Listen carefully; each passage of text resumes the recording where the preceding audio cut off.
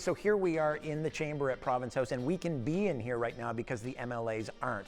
The MLAs aren't because the spring sitting wrapped up on Tuesday, a particularly fast sitting considering that it involved a budget. Lightning quick, 13 days. The last time we had a shorter spring sitting in which we actually passed the budget was 2006. Rodney MacDonald was sitting in the Premier's chair. So yeah, they were able to do that by doing things like sitting on Mondays, which the House normally does not, and by extending the hours well beyond what anyone would consider a normal workday.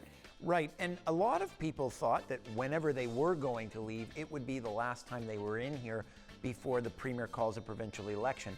That's not going to happen now. The Premier threw cold water on that idea last week, telling reporters there will be no provincial election in 2020. Which Tim Houston doesn't believe, by the way. No surprise there. We'll find out who's right soon enough. But in the meantime, what we know is that if there's going to be a fall sitting here, and the Premier says there will be, the House is going to look different as a result of two by-elections on Tuesday. The NDP picked up a seat they already held in Cape Breton Centre, Kendra Coombs winning there.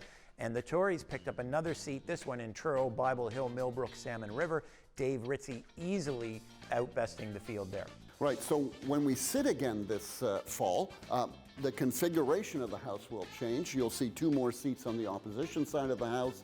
And of course, Stephen McNeil retaining what is now a bare majority, 26 of the 51 seats. So with a Liberal in the Speaker's chair, what that will mean is he will need, Stephen McNeil that is, will need the support of somebody else in the House, or we may find ourselves in the very rare instance of having the Speaker break a tie. The other thing that we'll look for, I guess, within the new makeup of the House is whether it also changes the tenor of what's happening in the House.